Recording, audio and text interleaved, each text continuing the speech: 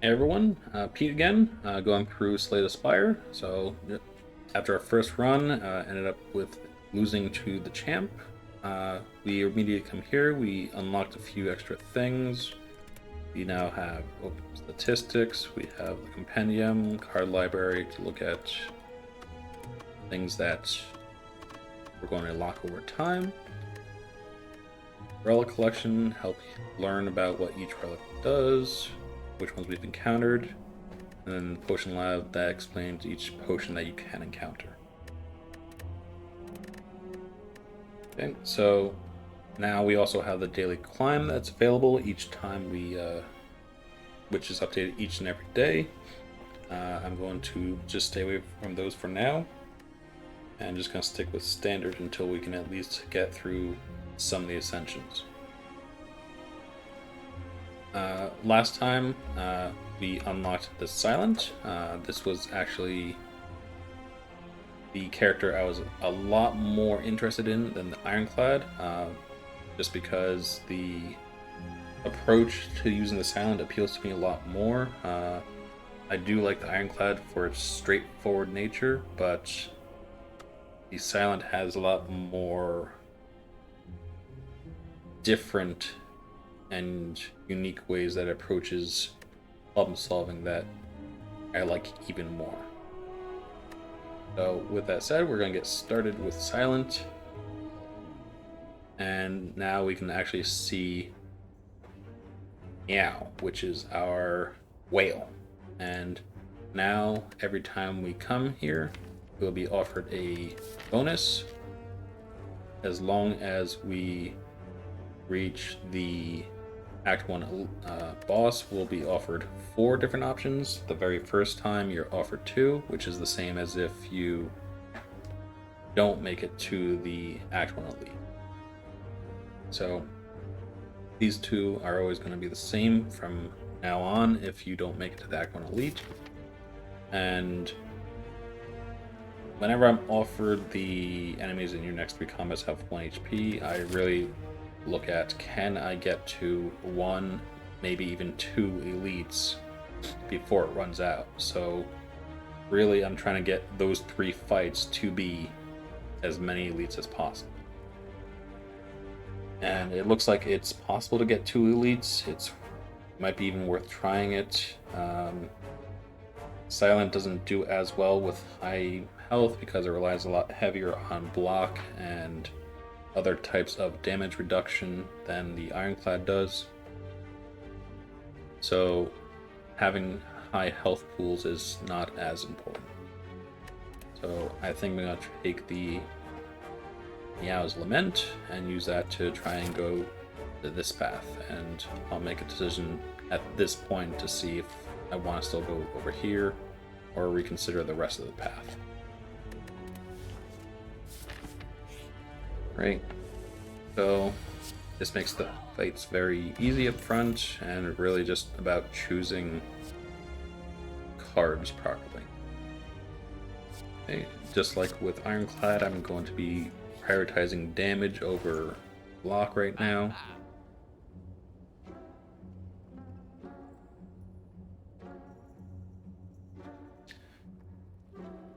Right, so we have 2 cards that are worth considering here. I'm not a fan of Reflex at this point. Caltrops is also worth considering, if only if for using against Hexaghost. But besides that, it doesn't do enough to really be considered taking right now. So I think I'm going to actually take both of these and keep on going.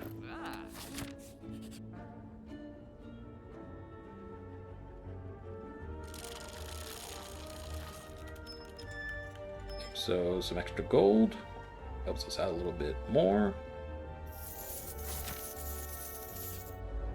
Okay, so we got another fight, so that means the most we can take at this point is 1 elite at 1 health.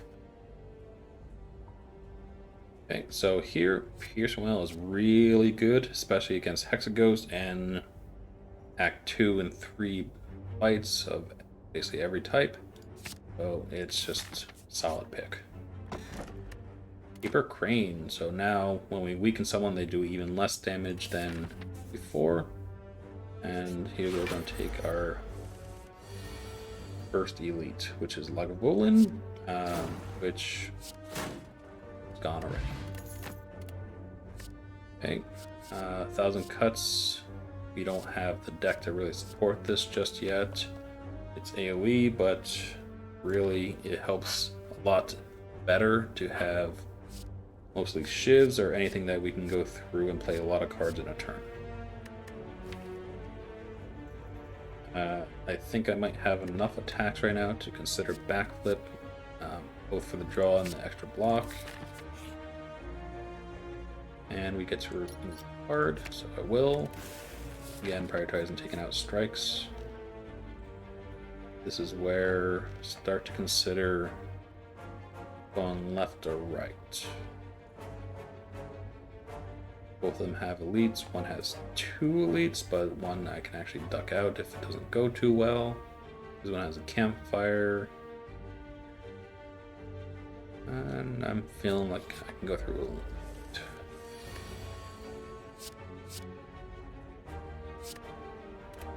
Okay. So we have Gremlin Knob, which is a little bit harder to do with the Silent than it is with Ironclad. Most of the time, because Ironclad has something that takes it down faster with vulnerability, while Silent has to rely more on reducing the damage it will do to it or to her.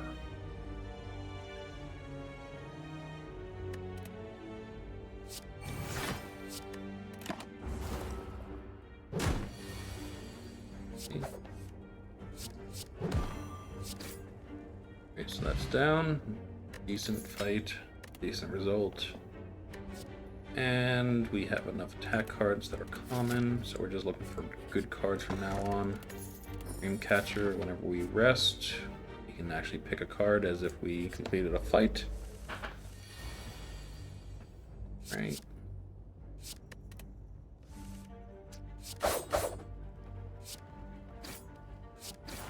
Okay, so just letting my damage in a way that's distributed in a way that has good break points, trying not to waste too much damage if possible, so that I can take these down at good break points.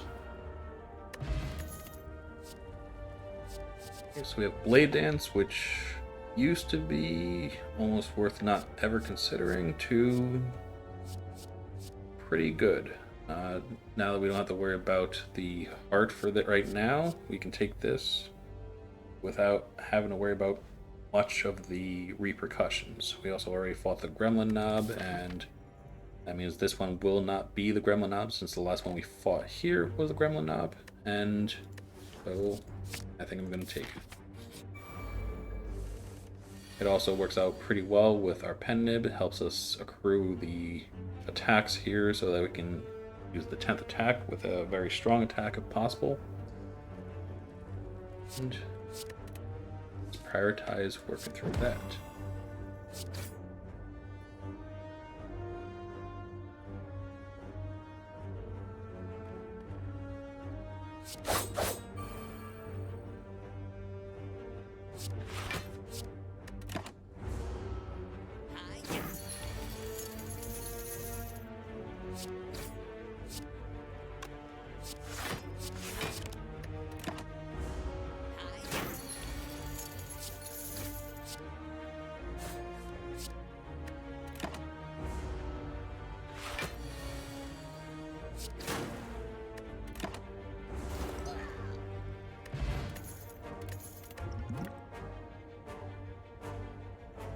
Okay, so we have Riddle with Holes, which does a lot of small damage.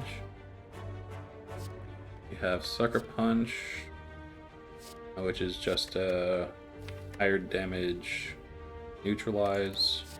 We have Reflex. None of these really appeal to me. On to Sentries.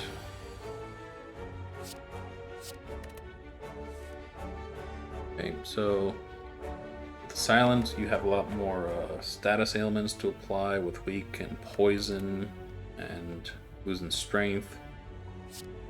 Having something like this pretty early on, now that I want to be able to apply weakness and poison to them, I'm using the Piercing Will early on and hoping I can get some extra damage in there. Okay, looks like it does a little bit extra damage than if we used Blade Dance.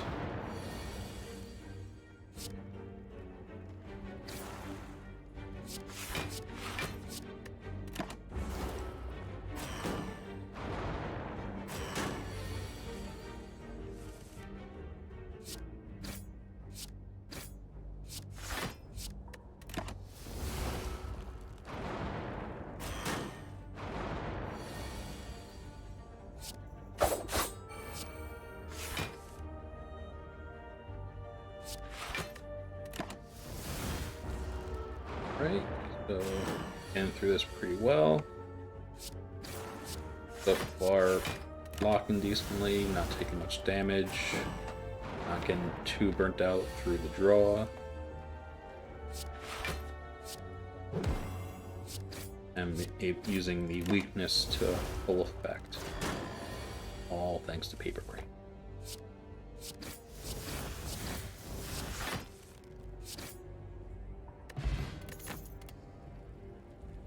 So, probably my favorite card in the game, Noxious Fumes. Every turn you apply 2 poison to all enemies.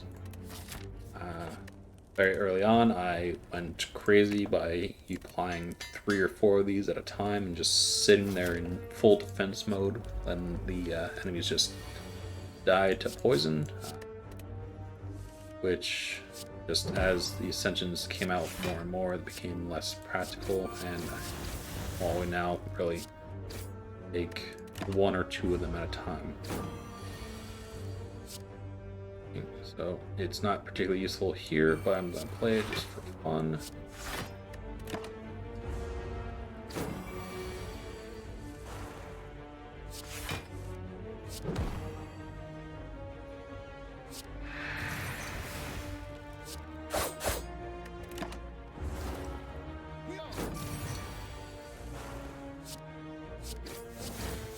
Slaver down. And now we have Redditor, Sucker Punch, and Deflect. Sucker Punch is out. Deflect is okay. Probably not worth it at this point. At least not right now. Redditor it's hard, draws extra. Very good if you have the energy to support it. Or if you get it early on as your first real attack.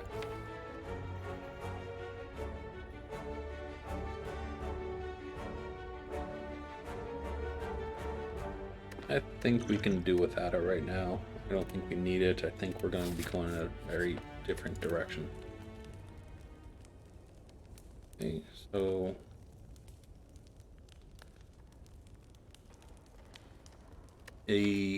one thing that's worth noting about the Exoghost is its first attack depends on what your current health is set to. So it is usually worth thinking about going in with less health instead of just healing here, because it's going to be trying to hit you for about 40% of your health up front every time. So you're better off just getting an upgrade instead of worrying too much about your starting health. Okay, so we don't need any blocks. I want to look for something better than strikes. These 2 are okay. This is free. There goes Pearson.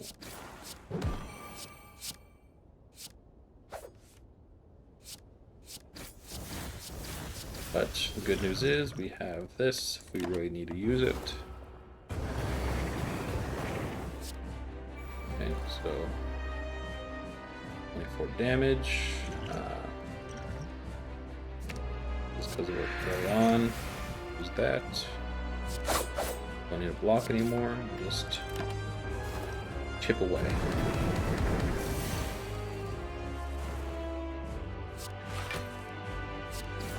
Okay, so throughout this fight, I'm going to slowly accrue the poison because each time it's added, it slowly will scale up and do a little bit of extra damage each time. So both the poison stab and the noxious fumes, it will get the fight done a lot faster. Ideally, you want to get through Hexaghost before it goes through the full cycle of its attacks. It's not always practical, but this is a boss that's really challenging if you can kill it fast enough to prevent it from doing too much crazy work. Once it goes full round, it will do another powered up 6-time attack, and it will upgrade every single one of these burns to burn pluses that will do extra damage. So not only will you have more of them in your deck, you'll also have them hitting harder when they do appear.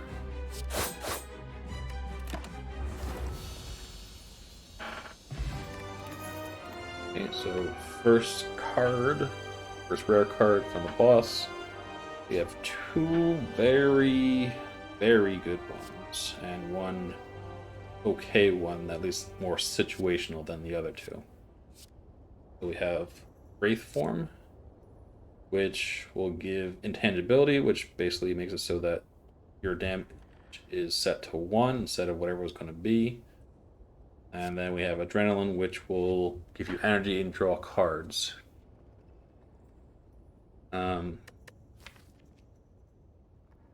Right now, I'm liking Adrenaline a lot more than Wraith Form. Wraith Form is really good, but not sure if we can handle playing it just yet. I'm going to go with Adrenaline. And check our boss relics, where we have Ring of the Serpent, which will replace our Ring of the Snake. Instead of getting 2 cards at the beginning, 2 extra cards at the beginning of each combat, we get 1 extra card per turn. We have Stone, which will give us 1 extra energy in return for giving our enemies 1 extra strength. This one in particular, at this stage, is particularly scary because the first fight in Act 2 could be Birds, which has multi-attacks, and if you start the first turn with Birds, with all of them doing 2x5 instead of 1x5, you might be just out of luck pretty early on if you're not prepared for it. We have Piercing Wail, we have Neutralize, we have Adrenaline, and then we have Blade Dance, and also we have Dagger Spray. So all these things make it so that at least that very scary fight is not as scary. Then we have Fallen Bell, which 3 relics for a curse. I'm liking Stone more than these other 2. Okay, so we have Act 2. Okay. We have paths that only have 1 elite each. So we want to go with ones that are appealing a little bit more. In Act 2, I really like question marks because we're looking for a few specific events. Hoping to get them. This path right here with a lot of question marks, a shop, some extra campfires, looks pretty good. These 2 pretty much the same thing, so let's go here. Okay, so not Birds, which helps quite a bit.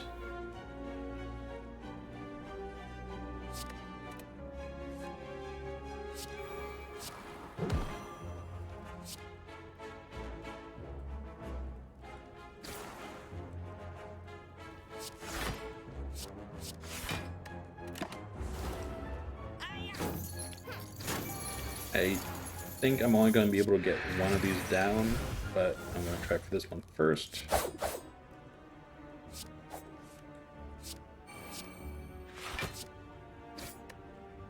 And it looks like we're going to get this one down, so I can now switch all attacks here because was going to take care of the rest of things. And looks like at least decent timing because the mugger is going to start trying to run away.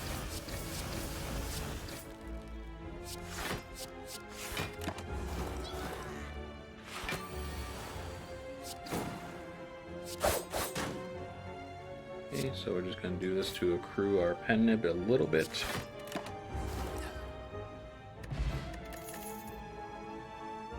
Okay, so flechettes, dagger spray plus, outmaneuver plus. Don't like outmaneuver plus here. Dagger spray we already have. And we have enough AoE for the moment. Flechettes really depends on how many skills you expect in a typical hand. We have 1, 2, 3, 4, 5, 6. 2 that kind of fall out. 7, 8 out of 16, so half our deck. So we can expect 2 or 3 each time. I'm not a fan of it here, so I'm going to skip.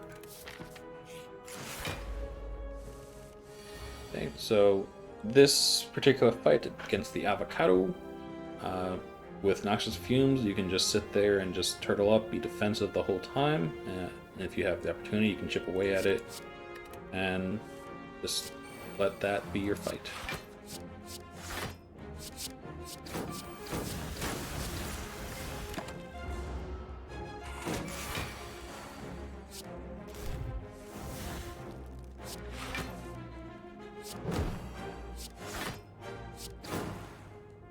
So, same basic theory here, just accrue the poison, relying more on that instead of the actual chipping damage that we're doing, but combining the two together obviously proving to be effective.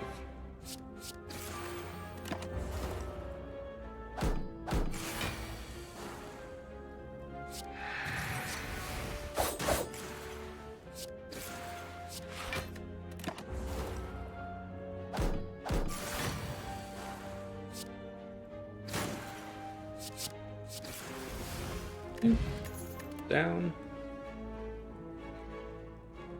So, don't need another poison stab. We're not discarding cards enough for a sneaky strike to be useful.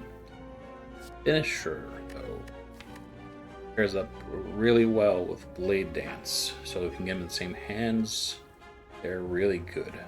The only problem is getting them in the same hands. So Finisher is pretty good. Even if it's by itself, as long as you're playing at least one other attack, it's good. I'm going to take it here because it goes very well, and then other Blade Dances might be more useful. Like right here, duplicate a card, might do a Finisher, or might do another Noxious Fumes, might do another Blade Dance, might do another Piercing Wail, because having more than one Piercing Wail is also very good. Especially as we go into points where we have to be more and more defensive over time. I am going to go with Noxious Fumes just because I want to accrue the poison early on. Try to have a little bit more fun in these early stages, make some potentially grave mistakes that which just would not fly in later higher ascensions. Get them out of the way while I can, and see how that goes.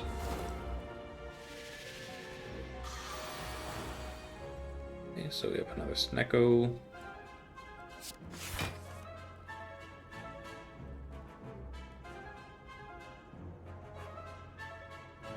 One of the extra benefits of having more than one card, you can play it early on, and another, you don't always need to play the second one.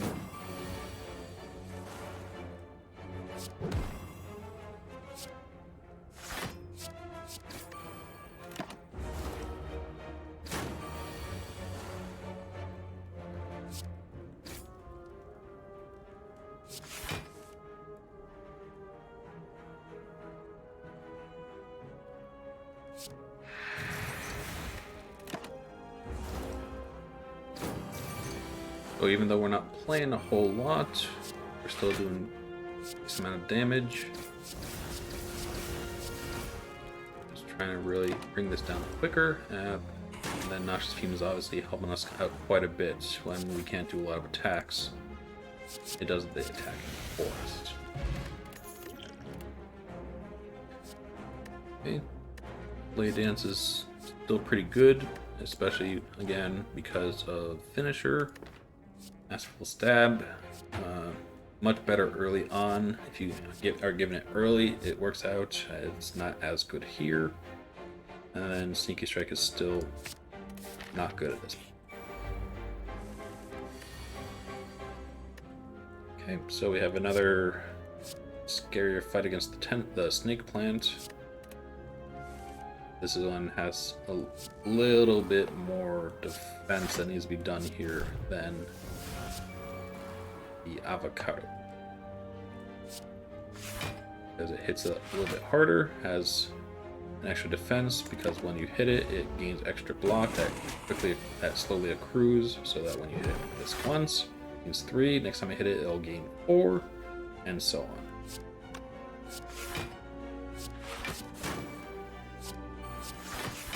So here, going to prioritize blocking whenever possible. Again, what I'm afforded by having Noxious Fumes in play.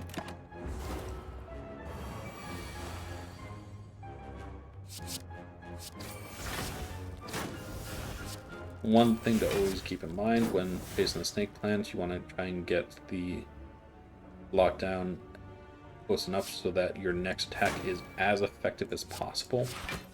Because if you only do like 1 damage there, you're really just doing 1 damage, and you're accruing a whole nother set of block otherwise. Okay, so now we're getting into some fun cards that help with keeping them in our hand, so that way we can keep Piercing Wail in our hand, we can keep Finish in our hand, we can keep Blade Dance in our hand. That way we can actually be a little bit more strategic about where we're going. We are getting a little low on health, so I'm thinking of these 3 paths. I'm going to take the health here just because I am a little bit concerned. We have another Finisher. We have Infinite Blades, which is okay. And then we have another Backflip to give more draw.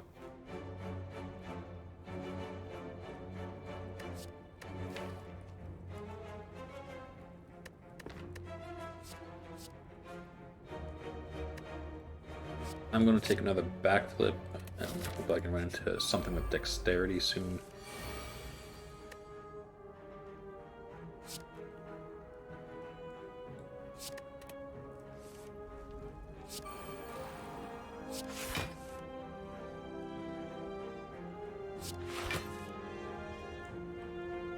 So taking a little bit of extra upfront damage to get my Noxious Fumes going, and hoping I can rely more on being a bit more defensive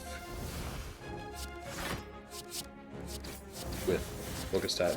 It's a little bit harder to do with a Silent if you don't get a lot of good block, which this is where having an extra Piercing Wail would have been great. But gotta deal with the cards you've been dealt. 36.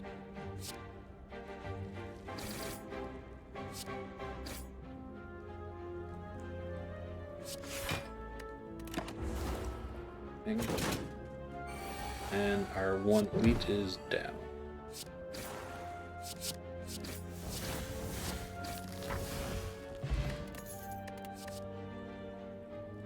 Okay, so we have Heal Hook, Poison Tap, and Skewer. Skewer is less useful now than it was in Act 1.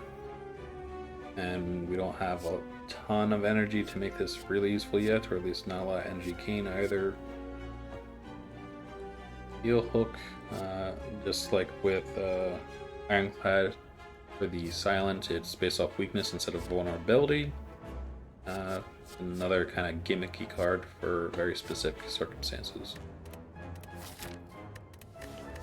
So For relics, we have Bottled Flame that on pickup I can put 1 attack into my starting hand every time.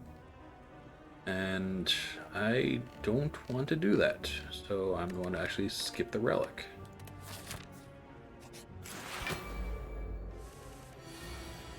Okay.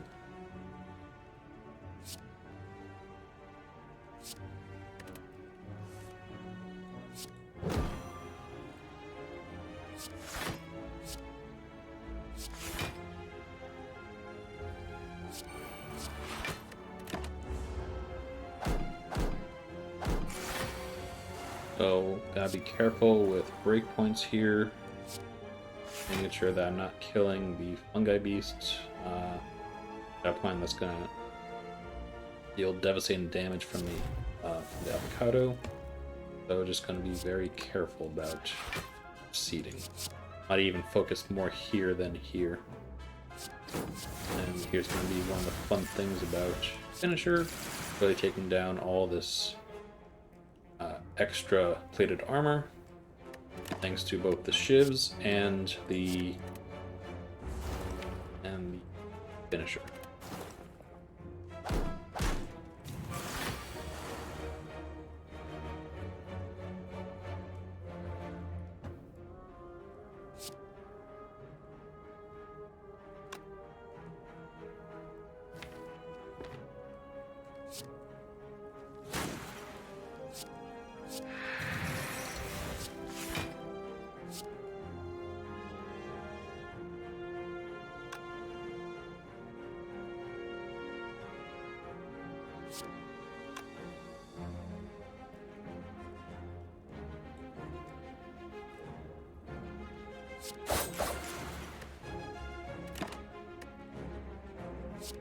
The main decision there was trying to decide if I want to reduce the plated armor and get them down, or if I want to increase my poison per round. Chose to reduce the plated armor so I can do something like this and make it so that fight just ends. Okay, so now we're at a point where we might be getting a little overkill with Blade Dance, but I'm going to go for 3, and that's probably where I'm going to stop. Use a bracelet. From now on, question marks cannot be fights. This should be the last one we have to get through for the rest of the act if we want to move this path.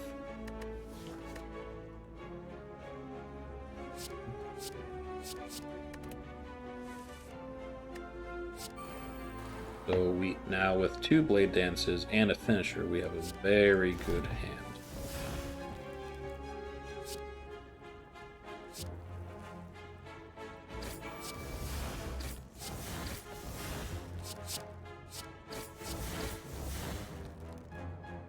We're going to be able to do 42 damage. Or 48, actually.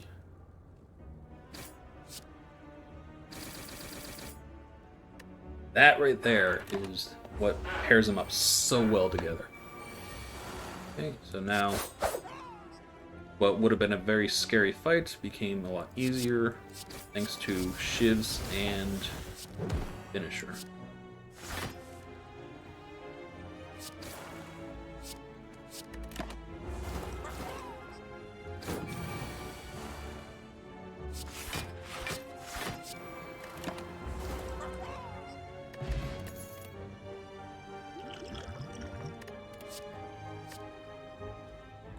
We have Nightmare, which works a lot better if you have something you want to duplicate a lot of the times. This is where if we had anything that would give us vulnerability would have been really great, so taking different powers early on would have been better. Can't focus too much on that. Already got well-laid plans, and backstab, I just don't want. I don't think it goes with this deck at this point. So just overall skip. And here is what I was considering when about Nightmare. We have the apparitions. The apparitions will give you one intangible. So if you can create 3 more of them, you can just continue that intangible streak for a little bit longer, keep yourself safe throughout it. At lower ascensions, this is really good because you get 5 of them instead of 3. Silent will has the block to keep things going, so that just makes our deck a lot more powerful.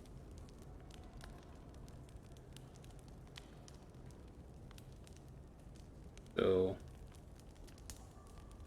it's worth always consider upgrading these because they are ethereal, which means that if you don't play them, they will exhaust. So basically, when you draw them, you have to use them or you have to find a way to discard them. So allowing them to cycle through your deck makes it so you can actually use them when you need them. So now we have the one event that actually is a fight. That is the arena. And this one can be very scary if you are not prepared.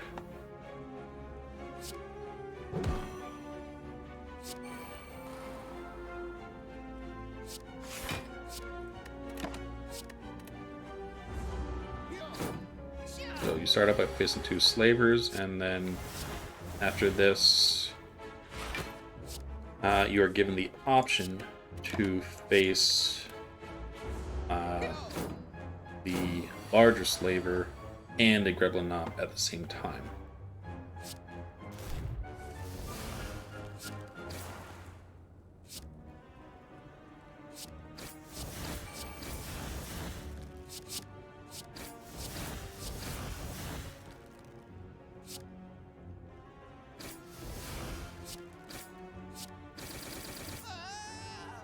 And I think I'm strong enough to survive it, mostly because of the apparitions work in a way that I can counteract a lot of what they can do. So I'm going to give it a try.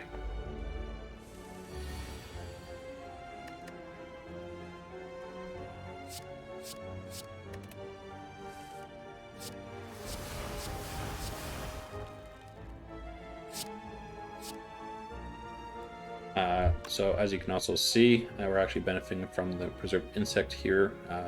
Didn't think about that when I was actually making the decision, but that helps out even more. I'm going to aim for the gremlin knob first, just because he scares me a lot more than the slaver, or the taskmaster. Mainly because this one will just put wounds in your deck, which I can handle a lot better than I can the increased strength that just keeps on coming.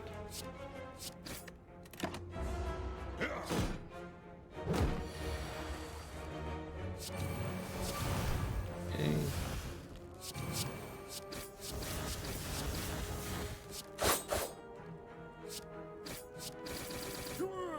And for going through that, you are given some pretty good rewards. You get 2 relics, a lot of gold, and a potion, plus a card. I like the skill potion better than the poison potion right now. And card rewards are skip. Okay, so we now have 600 gold to go through. We're gonna look at what we got.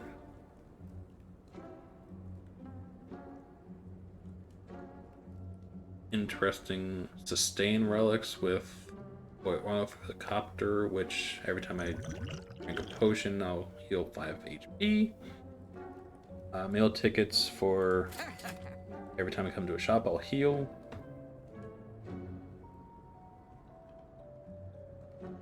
Sling.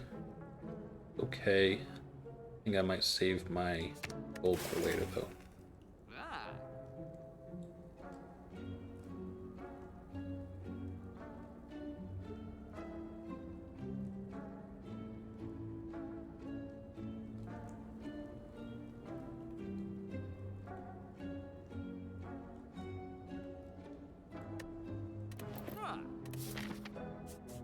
Okay. So, with this amount of health, the way we're really going to get through this fight is through good use of apparitions. We want them to stick around longer while trying to accrue the poison in the right ways. So we don't need apparitions right now. We want to try and not draw too many. And now you're seeing Tingsha, which every time we discard a card, we're going to do 3 damage to an enemy. Very fun, very interesting relic, and if you actually have a lot of discard cards, it can deal a lot of damage. Piercing will most here. The artifacts are obviously going to be a little bit of a pain early on, but once we get through them, we're going to just quickly chip away at this. Okay, so here's one of our apparitions that if we hadn't upgraded it, it would just go to waste, because we'd have to either choose between extending our intangible to next turn or playing an attack, which I like attack better, so having the option helps quite a bit. And we can also do things like this.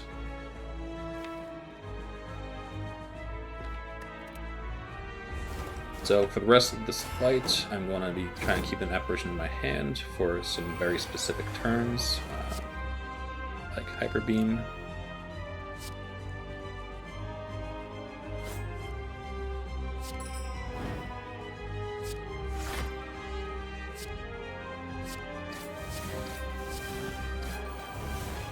Okay.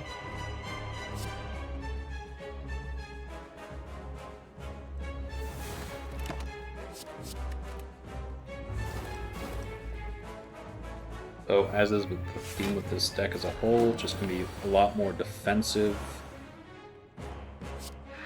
trying to block wherever possible instead of relying on apparitions.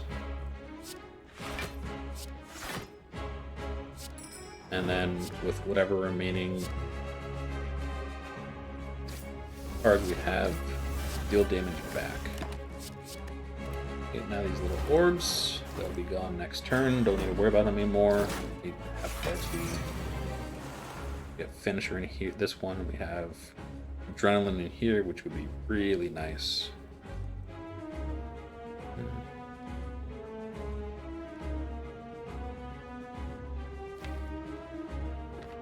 Okay, so I want to be very careful about drawing here, just because I don't want to draw this apparition right here unnecessarily, so I'm probably just going to avoid draw for this turn.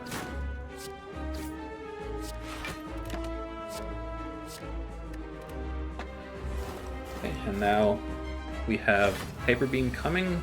It does a lot. If you can't block it, it can just end your game immediately. That's where the apparitions come into play here. And this is just a wasted apparition because the Bronze Automaton is not going to even be attacking next turn.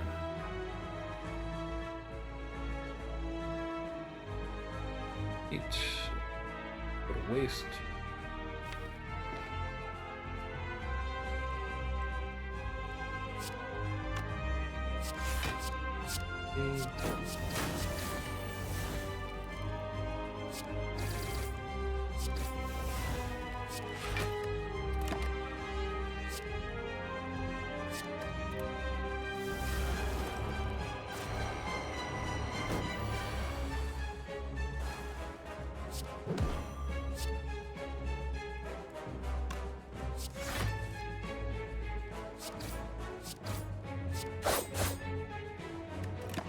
Okay. Trying to save good blade dances for finisher. And we're going to be able, as long as we can get through this turn, we're going to be able to take down, so might as well just block now, focus more on attacking now.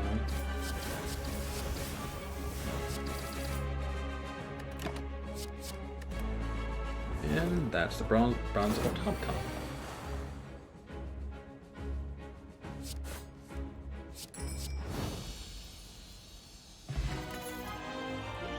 Fire Potion helps a bit to clear the damage. And Venom, we kind of have a Shiv and Poison synergy going on, so being able to stack on top of that, worth considering. On top of that, it's upgraded, so it costs 1 instead of 2. We have Die, which is an AoE, which is a good card, just I don't think we need it anymore. And then we have Nightmare, which when you pair it up with Apparitions and you pair it up with Well-Laid Plans, it really extends your block. I think I like Nightmare a lot better than I do in Venom here. Both of them really help, and if I can upgrade Nightmare, it is even better, especially the fact that you can really get those apparitions going more and more. And if you get 2 of these, then you can actually Nightmare the Nightmare and just really stack on top of each other, which gets into some fanciness that makes the rounds go crazy. So we have 3 very interesting relics here. We have the Busted Crown, which reduces our card choices down by 2, which for most of them it means you only get 1 card given to you instead of 3 at the end of each fight. This one you would consider if basically your deck is pretty much where you want to be and you don't need to add much, if anything at all, anymore to it. You have Sozu, which means you are basically, these are all the potions I'm ever going to get. I'm not going to get any more, and I can never collect a single potion ever for the rest of the run. Then we have Snecko Eye, which puts us into Confuse and lets us draw 2 extra cards. Confuse is the randomization we get with Snecko, enemy that makes it so that the cost of the cards goes between 0 and 3, and it's a really, really good relic, but it needs to be accounted for. Like, right here, this might be one of the few times that Snecko Eye may not be worth taking, because we're looking at cards that are, except for Nightmare, they're all 1 cost cards, or in some cases 0. So it'd be more about getting the extra draw, and really it's about the question of, is it worth having all these randomized to be possibly the same or higher cost more often than not. So because of that, I would much rather have an energy relic. I've been doing pretty good with my potions, and I want to still have some card choices, so I'm going to go with Sozu. And now we have the anti-power boss. So this is Act 3. We're not going to be going to the heart, so this is where it's going to end for us. And since it's just one more reason why taking Venom would have been a little bit less of a good idea. So now we have 1, 2, 3 powers. Not too bad. And we can make it through pretty well. And it will be just fine. Okay, so looking at this act, just looking left and right, I'm liking the right hand side just for options better. Seeing a couple question marks and a couple 2 shops I can go to. So options as a whole is just much better on this right hand side. I'm liking here, just give me a shop early on, and depending on how I feel right here, I might go to the elite, I might not, and then if I'm there, I come back to this intersection, and that's where I can go to shop or campfire, depending on how things went, have options, so go this way. Okay. Now that we have 5 energy, we have a lot more spend. We want to be focusing more and more on what we draw and how we draw. So each time we have a chance, we want to make sure we're actually getting something we can use. wasted energy at the end of each turn. Not that great.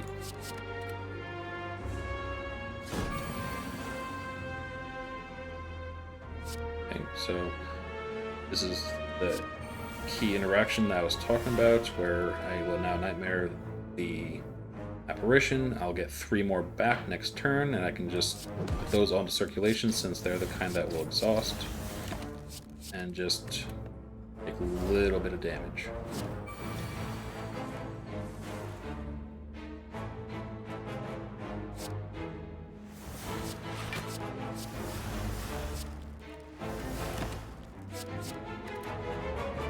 So now we have 3 more turns to really just attack.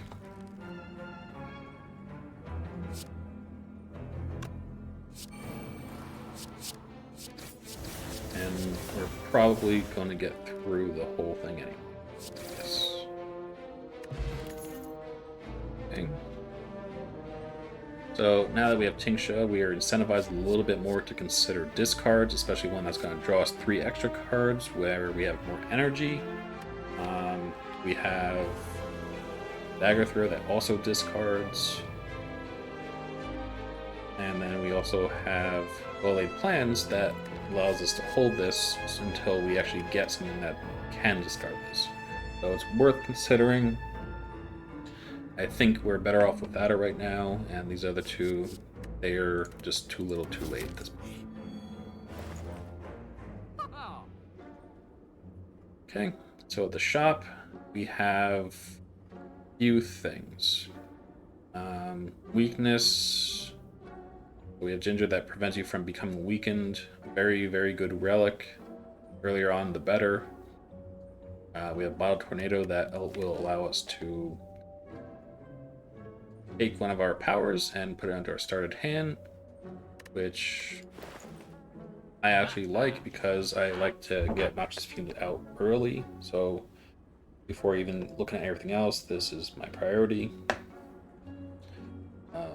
Card removal is always good. And then we'd have just enough that we can consider Frozen Eye. Not liking these cards. Predator is interesting. Not liking these. So I take the Bottle of Flame, Bottle of Noxious Fumes, take out a Strike, and looks like I miscalculated a little bit, so Frozen Eye is just out of the picture. And that's okay. It's a good card, helps you plan out your deck a lot better because it tells you what your actual draw is going to be, but I think we can manage without it.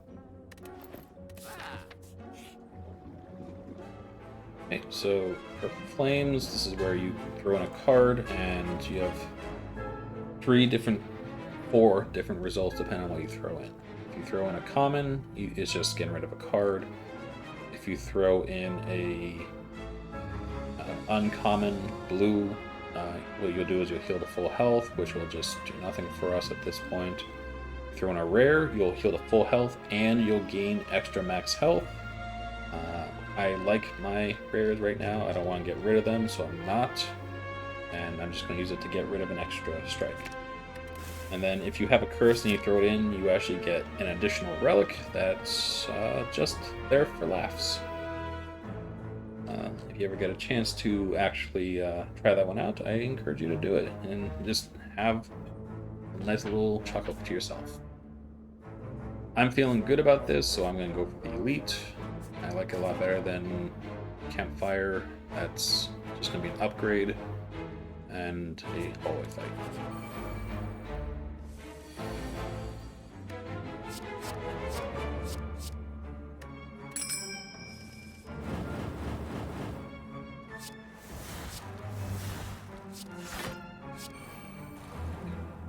So, because of us not playing any attacks, Finisher just doesn't do anything.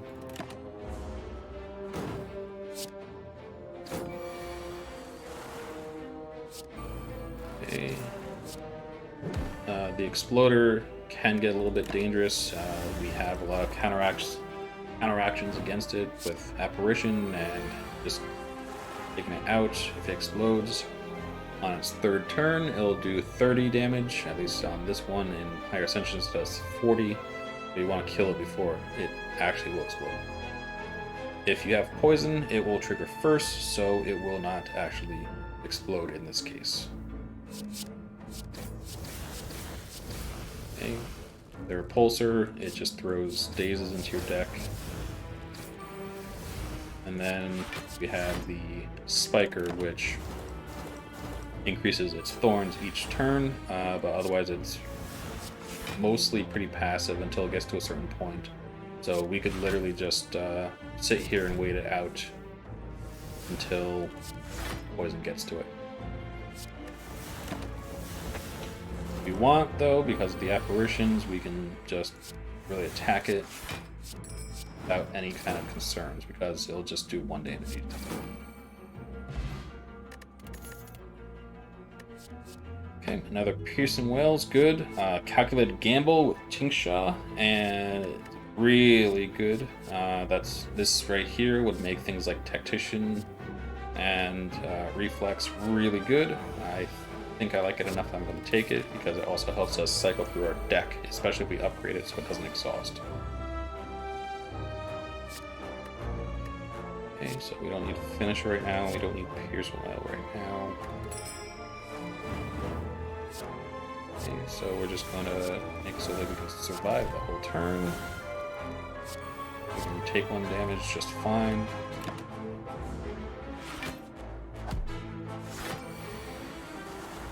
Okay.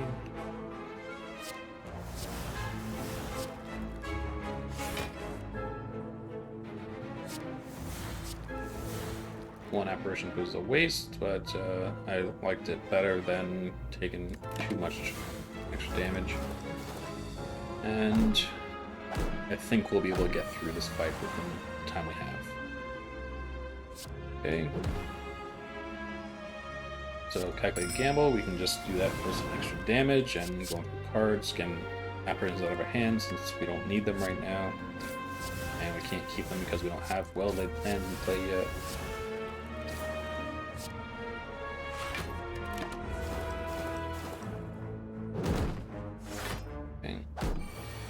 So the Darklands, just as an FYI, you have to have all 3 of them dead at once. If you don't, then they will respawn and have health, and then you just have to go through and kill them again and again until they're all down. So you want to set up your turns so that something like this happens where they all are going to be out at the same time. So finally, we get offered Footwork, and that's one of the things I've been looking for very early on. It helps give us dexterity, gives us extra block. We have to block a little bit less. Probably a lot less useful now that we have all these apparitions to go through, but still worth picking up.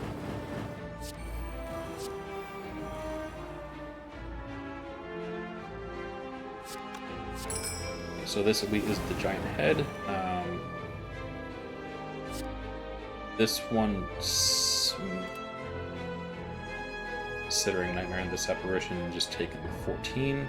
I don't think I like that because I can just keep this for my next apparition that comes through.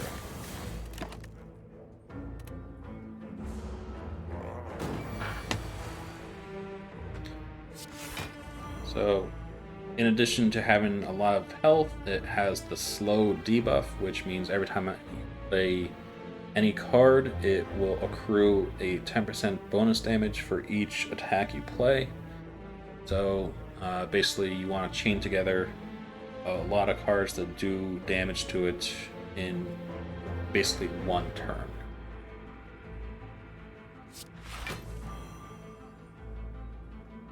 Okay, so something you can do, if you have an apparition that's going to go away, you can discard it.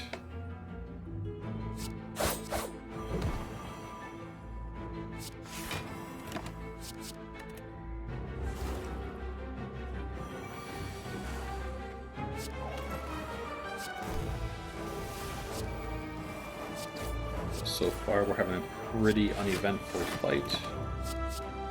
Just letting the poison the crew, and just waiting to get just the right combination of cards so that we can just pop off.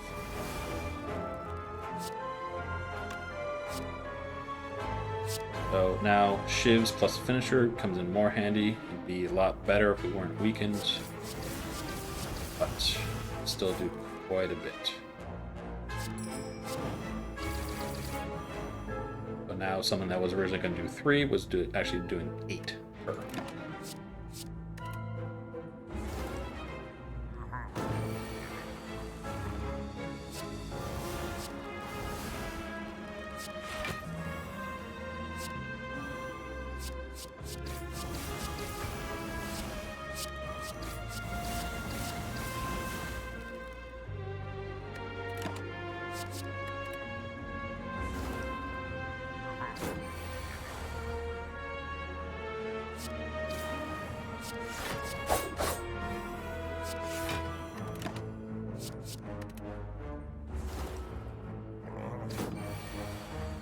Okay, so we finally got to our Nightmare.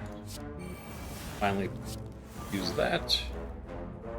And really, all the things that make the giant head scary have been neutralized completely.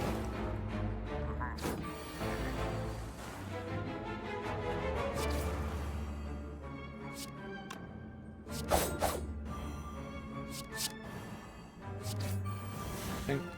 So something I've been not great at during this run is trying to get my pennant at good spots when I end fights.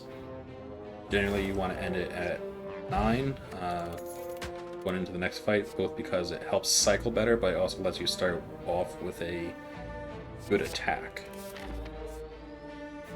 Okay, so that went well. I think I like upgrading better than I like an event. I want to get these apparitions upgraded. Have them ready to go. Go to shop. Go to heal. And okay. So now we have Burst, which will allow us to do things like play Nightmare twice to get 2 sets of apparitions, or we can play 2 apparitions and just stack them on top of each other. We can use it for Blade Dance. Burst overall is really good. Tool of the Trade. It'll allow us to draw faster and allow us to discard if we think we can't get to them. Also helps a little bit extra with Tinksha.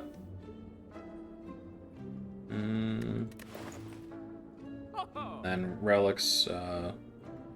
Bag of Marbles, it's interesting, but it's not great here. Some extra dexterity. I think we have it handled for now. This is always just a solid relic overall, but I think we have some better options available. And then we have the Abacus. I don't think we go through a deck fast enough for this to be useful enough. We have enough Blade Dances. We already passed up Die Die Die 4. So I think I'm going to take Burst. I like that very well. And don't think I need this. I'm going to take it. Right. So sometimes I forget. Sozu. So now I'm just down Ocean. And Kunai. Kunai will really help us get this dexterity up and running.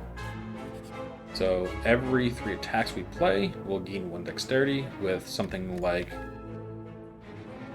Blade Dance. We're gonna set that off a lot.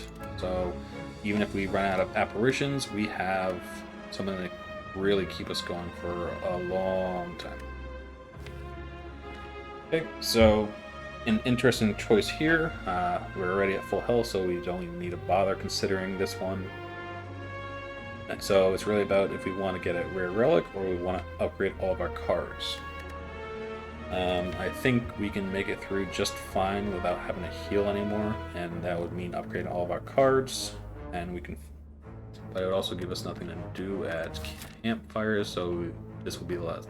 We'll probably be going this way or this way, and so it's about is a relic better or is upgrades better? Generally speaking, I think I like the upgrade better. So I'm going to take it. Now, don't need to worry too much about what's coming our way.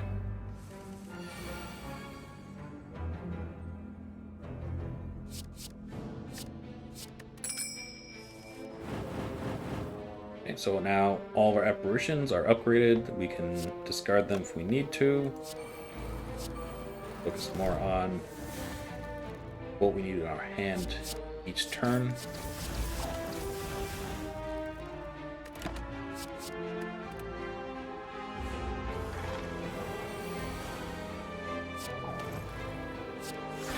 And I mean, this will be just an example of how strong dexterity can be. We are already blocking our full. We don't even need to use our apparitions. And now we can cycle these through, wait for Nightmare to show up. There it is. Now we can do this. Copy it twice. Now we have so many apparitions that we know what to do with, and we can just play it twice as well.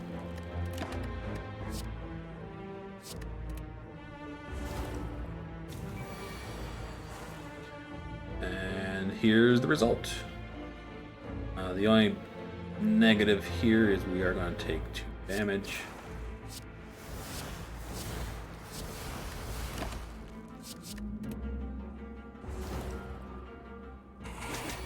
But that's alright, because we can get through this just fine.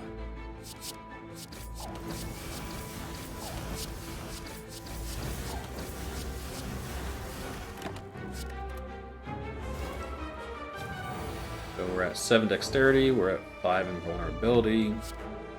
Reblock that used to do 5 at the start and was upgraded to 8, now does 15. All that to say that we're gonna be just fine.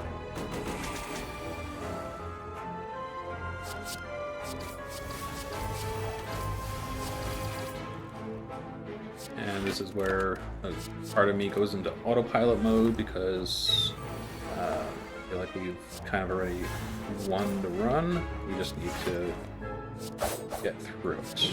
And this is just one of the many reasons why I like the silence so much. There's a lot of flexibility, and you can go in a few different directions that just makes it work out very, very fun. Phantasmal Killer. Since we can keep it in our hand and play it when we want, we can pair it up with Finisher, Blade Dance, and Nib. And we can stay safe all throughout that. Worth considering, especially since it deals double damage, and each shiv's going to be doing 4 damage, it's going to do 8 instead. I don't think we need it though. So at this point, I'm only adding things to the deck that really is needed, and I don't think we need that. So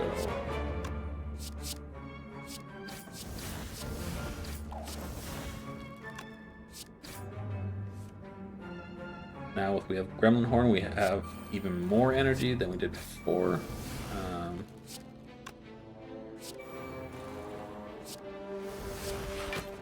And I'm going to start blocking whenever I have an opportunity, because we can keep things in our hand.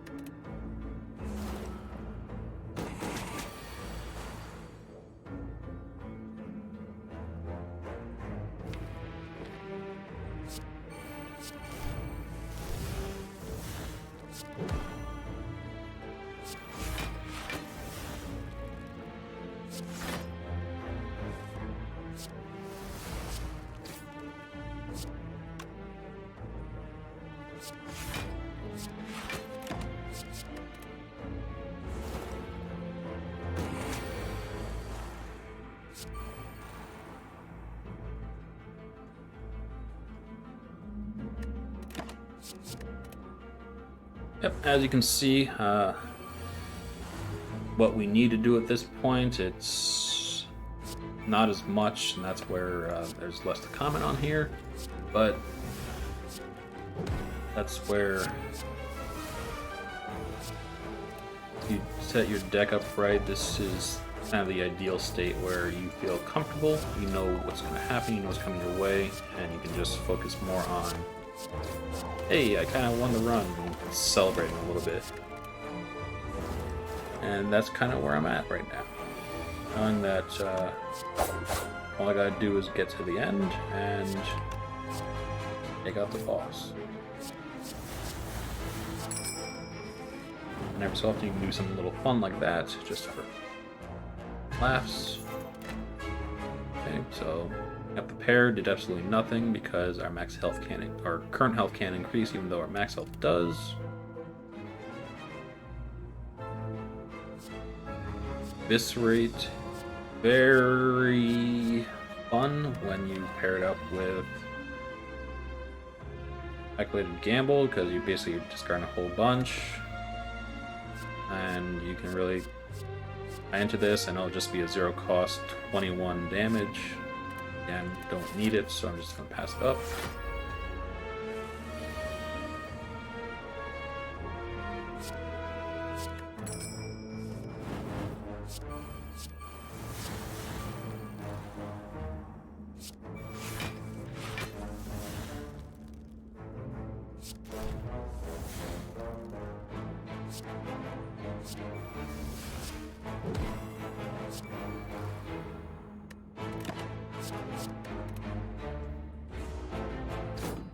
So now we have our hallway fight. Just gonna get through this.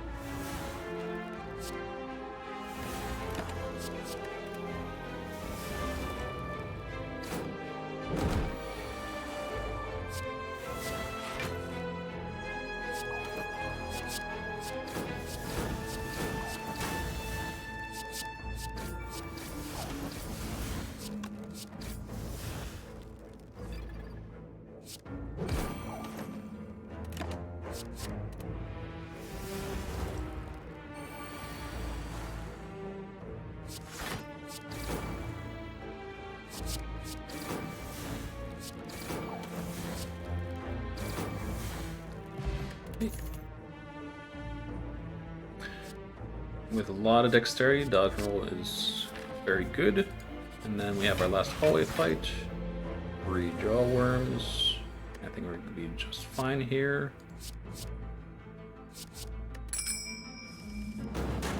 There's our apparition. Taking what was very scary and turning it into not so scary.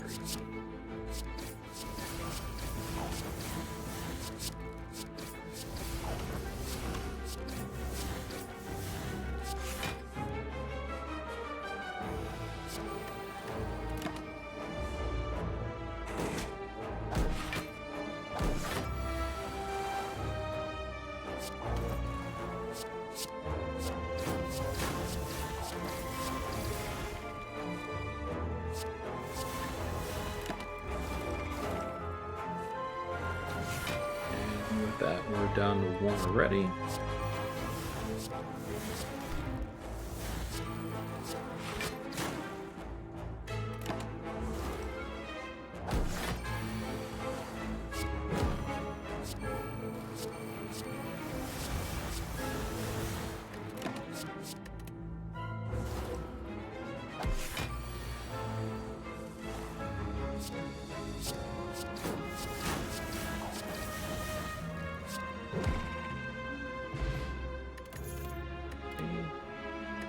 And I think I'm going to take dash. I laughed at myself for a quick second just seeing the noxious fumes, but dash is an attack and a defense at the same time. I can't heal, so might as well upgrade one of these to be just a little bit better.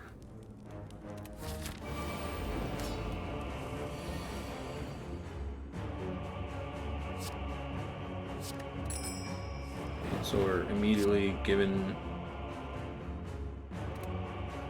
options, really, if we want to just go through the apparitions now. Let them cycle through.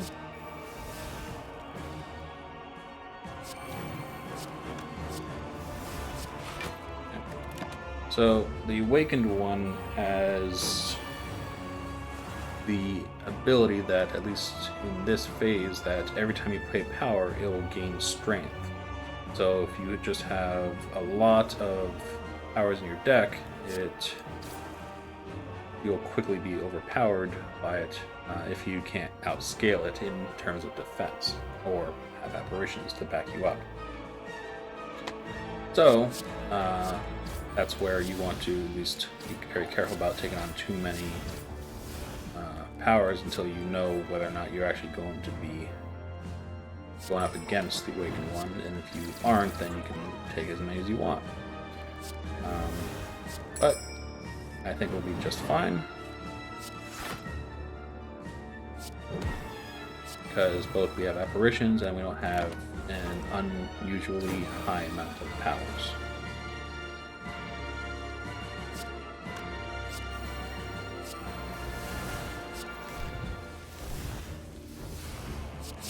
So what is also a good thing is we can just basically get our kunai to bring our dexterity up quite a bit, and even if we run out of apparitions, then we'll be just fine because we'll have so much block that the Awakened one won't be able to get through it.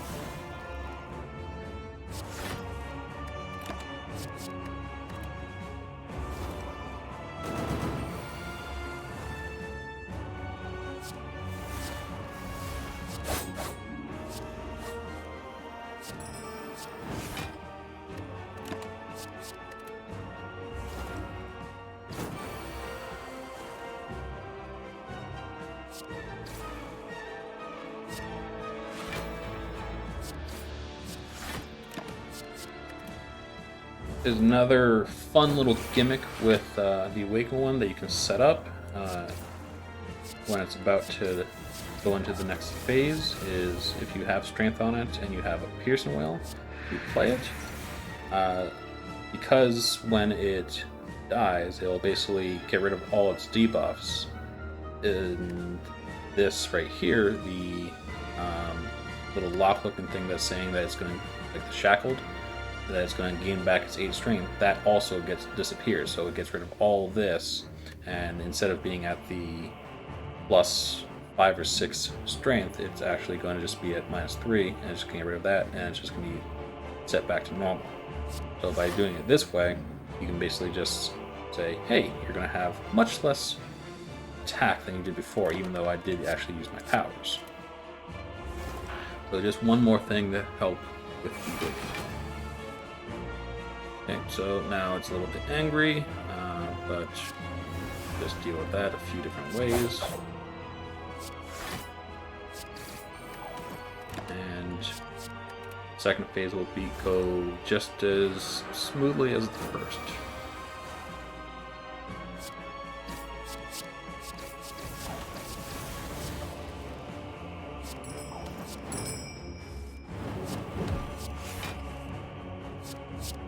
This is where I'll just try and speed through it as best as I can so that we can conclude this and look at our nice rewards for completing it. So, not too surprised that I actually got through first time with Silent instead of Ironclad. It's pretty obvious. I make less sound decisions with Ironclad than I do with the Silent, and the Silent has more fun and interesting techniques with it that it just really appeals to me.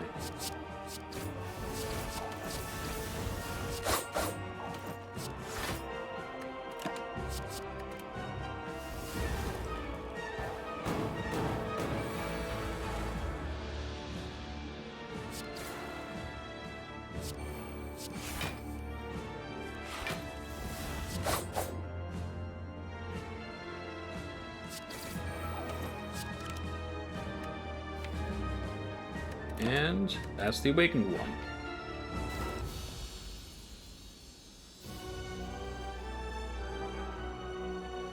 Right. So here's our big bad of the game. It's the heart. And until you can actually get to a certain point in the game, you can't even fight it. Deal damage to it. And then the game just ends there. So this is your uneventful bad ending, and then you look at nice little score screen. We've got unlock and almost made it to our second unlock to get the extra silent cards. We get Catalyst, Bane, Corpse Explosion, 3 very good poison cards. And we can proceed. We get my other really, really interesting and favorite character, the Defect. Really loved this one when it came out. It has its own set of approach to things that lets you go down about a lot of different paths and really expand upon the complexity that you kind of see expanding with the Silent. So cover that one next time, and thank you again for watching this. If you liked it, be sure to hit the subscribe button, and thanks again. See you later. And I realized I ended the recording a little bit early, so this is the screen you're presented with when you complete each character. And this is where, as you complete each character, you unlock one of the 3 keys to the door to unlock it. We obviously missed the Ironclad, but we got the Silent, so we'll need to go back and get the Ironclad when we're done here. And then that's the entire cutscene there until you can actually get through that part. Thanks again.